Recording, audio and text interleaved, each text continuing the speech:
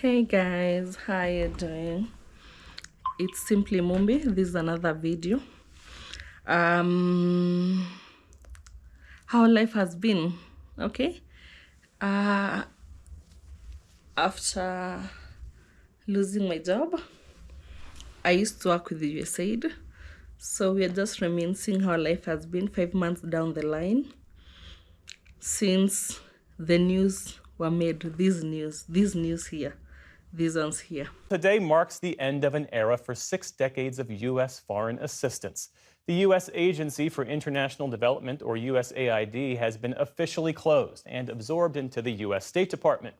It's the final step for the aid agency that was a first target for cuts by the Trump administration and then by Elon Musk's Doge. In a statement, Secretary of State Marco Rubio said, beyond creating a globe-spanning NGO industrial complex at taxpayer expense, USAID has little to show since the end of the Cold War. This era of government-sanctioned inefficiency has officially come to an end. Critics of the move say dissolving the agency could have devastating consequences for world hunger and famine. Those include former Presidents Barack Obama, George W. Bush, and rock star Bono, who all shared private recorded messages with USAID employees yesterday. I've been working with USAID for the past 7 years. Not really directly with USAID, but how USAID works. There's usually an agency. So USAID does not come to you directly unless they're funding you directly. But if they're not funding you directly, there'll be an intermediary. This intermediary will look for an agency that is implementing the program locally. Okay, so USAID is an international, let me explain this. USAID is an international project. So from USAID, the money comes to an intermediary. It can be an organization. In this case, let me put, for example, I don't really want to put names in here, but it can be an organization. Let me just say it can be an organization, because I don't want to be quoted that I'm saying this on behalf of a certain organization. This is on behalf of Pauline. There can be an intermediary. So the intermediary funds an agency. Okay, the agency implements locally. So locally means it can implement in the ward level. Like, let's say in Nairobi, there are so many wards. So you go to a sub-county, let's say, for example, Starehe sub-county, you can get there is Mlango Kubwa, you can get there is Pangani, you can get there is Chai Road, Juja Road. Okay, so it implements within those wards. So I was lucky, I was able to implement among few sub-counties, Mathare, now Starehe, Ruaraka. And honestly, for me, I can say that it was a really good roller coaster for me. It was a period of growth. It was a period of learning and unlearning things. And it also brought maturity to me. So I cannot really say that working with an NGO has been a downside to me. No, it has been a really, considering that I got employed like 1 year, 2 years after campus. Yeah, so I can say that you can go. A few years ago, I did my video on how I got employed at a young age. You can go check it out. Honestly, for me, I can say that it was a shocker. It was a shocker that most people were sent home. It was a shocker that a lot of implementation had to be stopped. It was a shocker that many people, including the beneficiaries that were depending on us, they had to now have to survive on their own without any notice. I cannot really blame it on USAID per se. No, I cannot blame it on them. I think I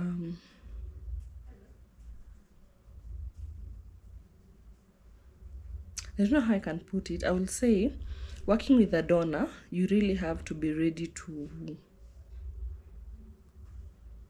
let go at any time. So I cannot say that we blame it on USAID. We cannot blame it on USAID because what I can say is our government has failed us in terms of having mechanisms on how the beneficiaries can be able to continue to get these benefits even when the projects are not there, without depending on foreign aid.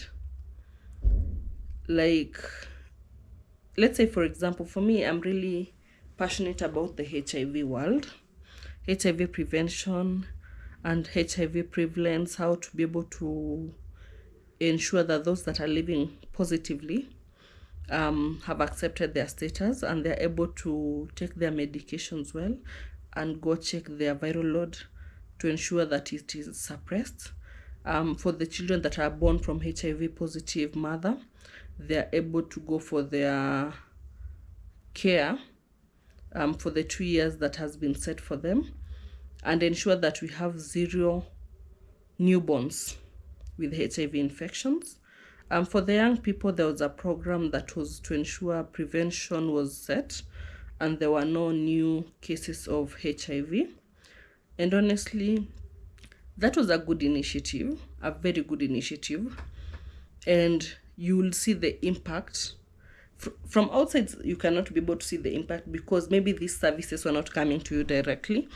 But for the people that were the beneficiaries, I'm sure where they're sitting right now, they're like, we wish this program would have continued. Maybe even if it's not giving the finances to them, but just the support, because there's the psychosocial support, the support groups, having someone that you can talk to. Like, we had the community health volunteers, of which they're the community health workers right now.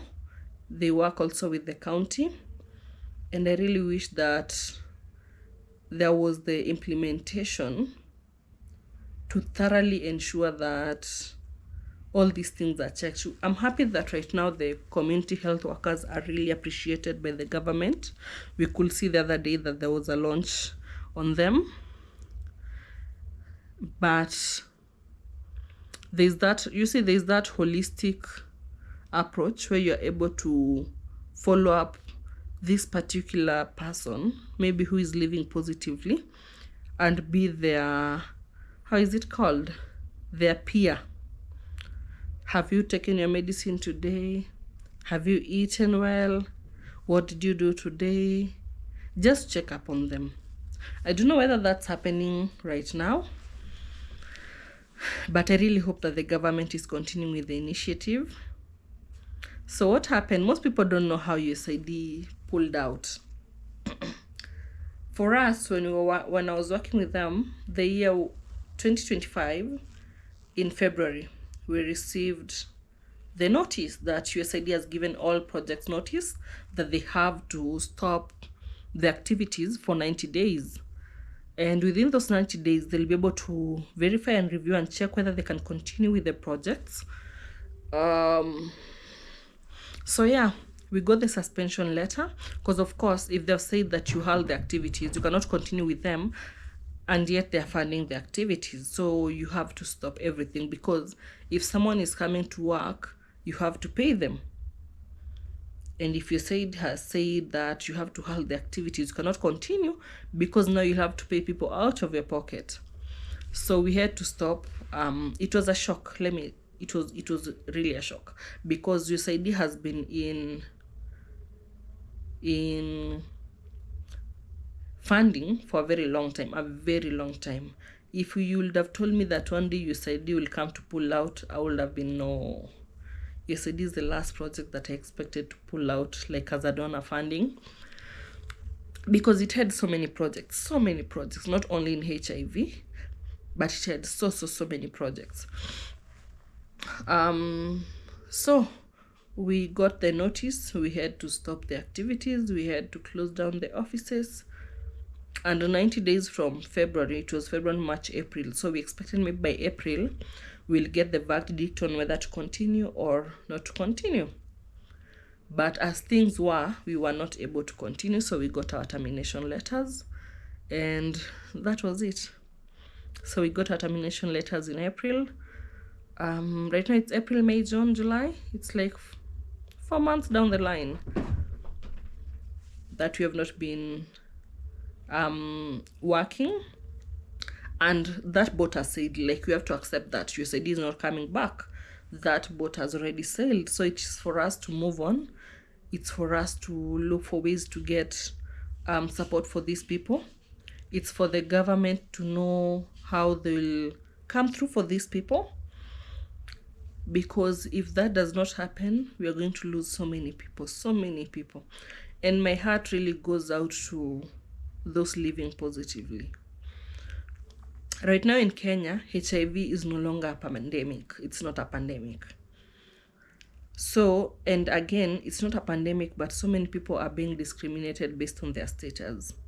Right now, if you tell someone you're positive, yes, we can say that we have moved on from stigmatizing, but we haven't. We really haven't. If you go down to the ground, that has not been addressed. People still fear people with HIV. People still stigmatize people with HIV. And the way that the mechanisms that USAID had set, there was something that was called case management. Like you could follow up on a particular child or on a particular person to a point where you can feel, or the results show that this person has overcome this stigma, this person has overcome this problem. Yes, there's no healing for HIV as per now, but there is that kujikubali, self-acceptance, because the most, I'll say the biggest issue with HIV is not even being positive, it is self-acceptance. A lot of people self-stigmatize themselves. Maybe they're not being stigmatized out here, but themselves, they're stigmatizing themselves. So USAID had set mechanisms whereby you had like the case workers and you'll pair them with like 60 persons. So with these 60, they were able to do close monitoring and close follow-up. And for those that maybe their viral load were high, there were mechanisms to ensure that you're able to work with this person until their viral load go low or become undetectable. There were mechanisms to follow up on these children that are below 2 years and have been born from mothers living positively. They're called the HAIS, HIV exposed infants. So you're able to work with them for like 2 years and ensure that there's no new born infections happening. Yeah, where I'm sitting right now, I always pray for them. Yes, I'm not being paid, but once in a while I'm able to check up on a person. I'm able to check up on them and say, hi, how are you doing?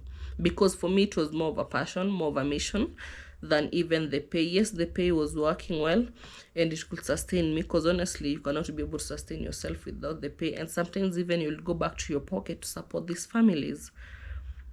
So we check up on each other, but where I'm sitting, I'm really hoping that the government is taking over the responsibility of ensuring that the mechanisms that had been set by the donors, they're continuing. Because at the end of the day, we don't have to depend on donors for prosperity or for our health systems to work. We don't have to depend on donors. This government has to work.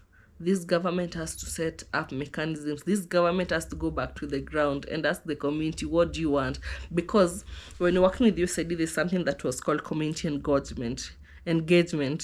So in the community engagement, you're able to go to the community, involve them, know what they want, what is working for them, what is not working for them.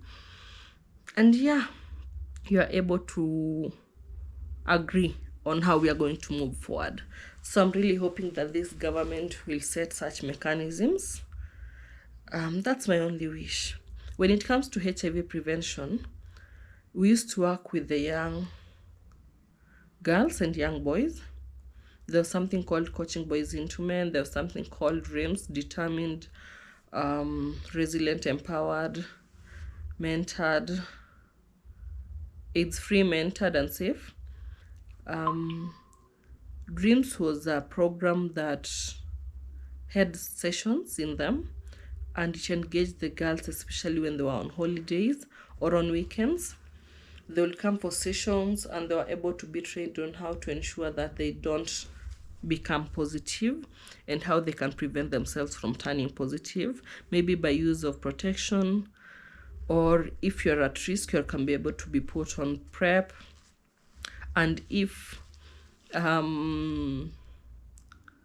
you don't know about all these things, you're able to be taken through a session with the SRH nurse, sex reproductive health nurse.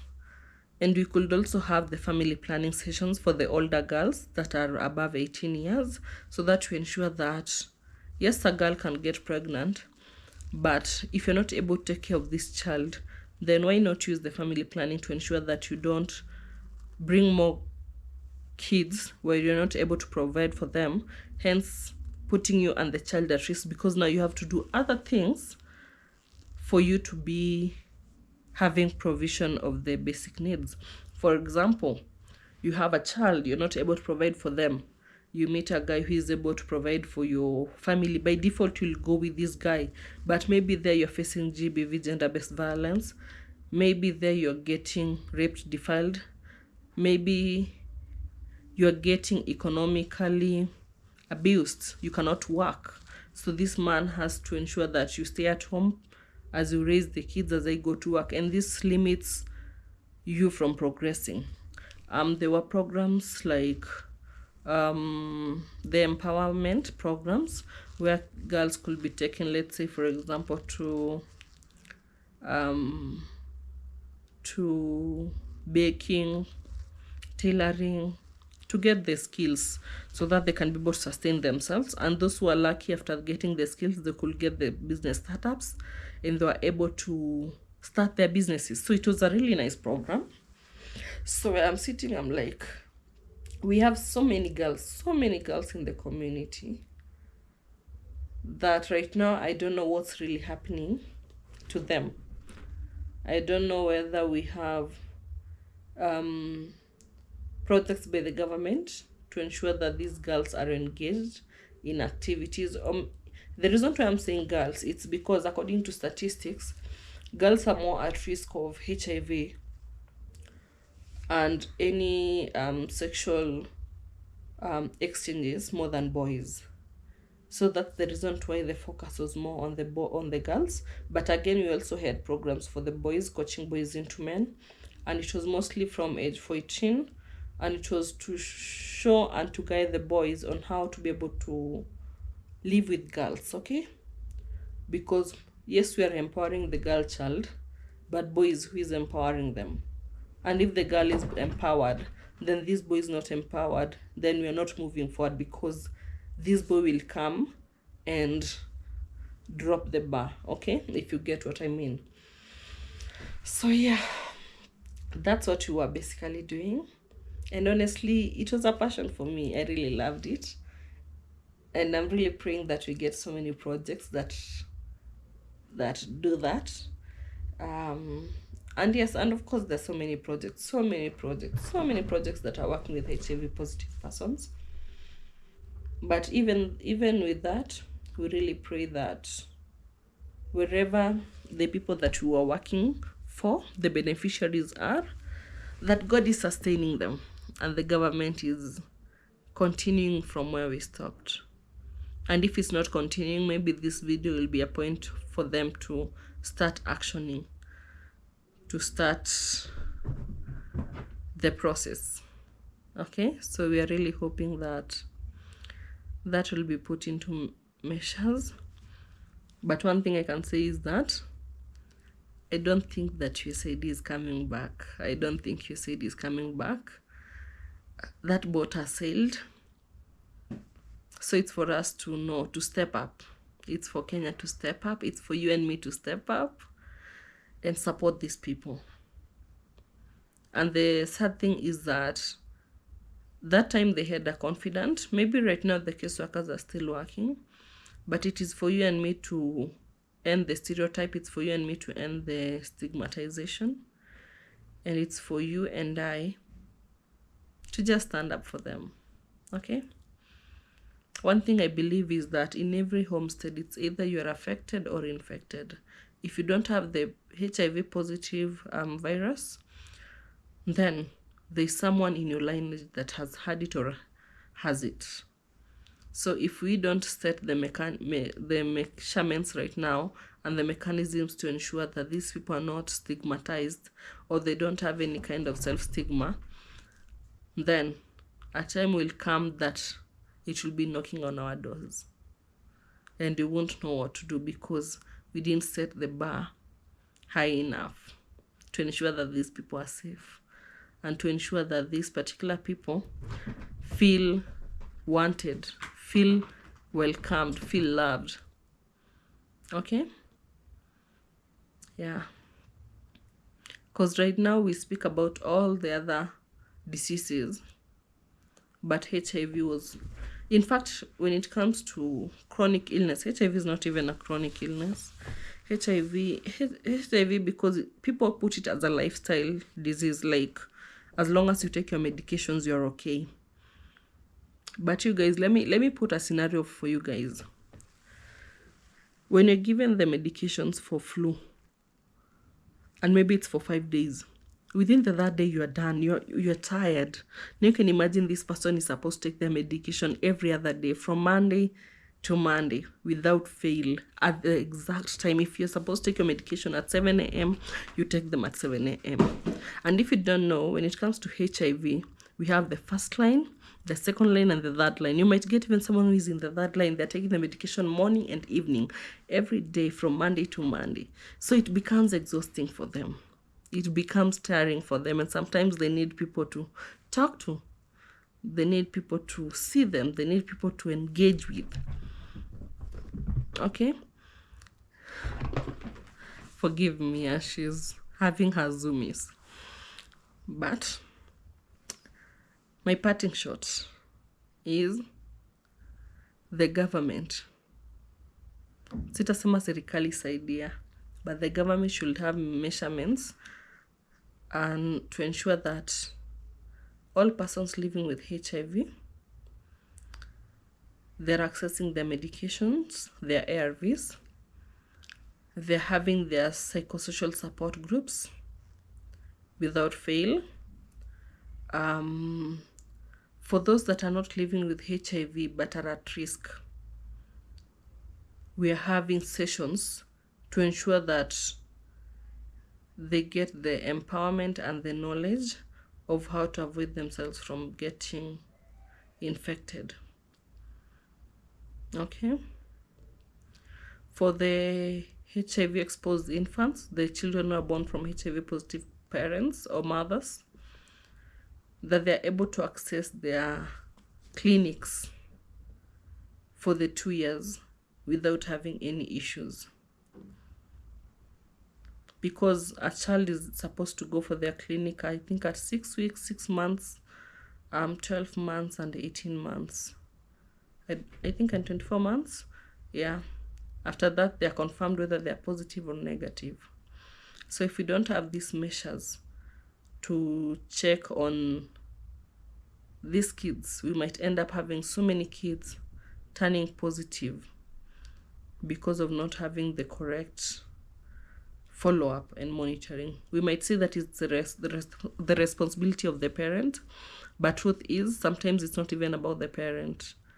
I've told you, these parents sometimes have given up and they just need someone to tap them on the shoulder and tell them, we are with you guys, we are working with you in this journey. Okay? And if you know someone who is living positive, please don't judge them, regardless of how they got positive. Don't judge them. Don't discriminate them. Just be the shoulder that they need. Let them lean on you. Let them know that they have a friend when they need one. Let them find you as a safe space for them. If you're not able to give, sometimes some of us are not gifted on giving counseling. Please refer them to a counselor for them to get the support. I was working even with young boys and young girls below the ages of 18 who are HIV positive. And it was a passion for me. I would feel really happy to sit down with a boy and telling me about their challenges, and we are able to find solutions for them. We are able to move forward. And same to the girls. And it's a difficult journey. It's not an easy journey, but just be a friend to them. Don't judge them.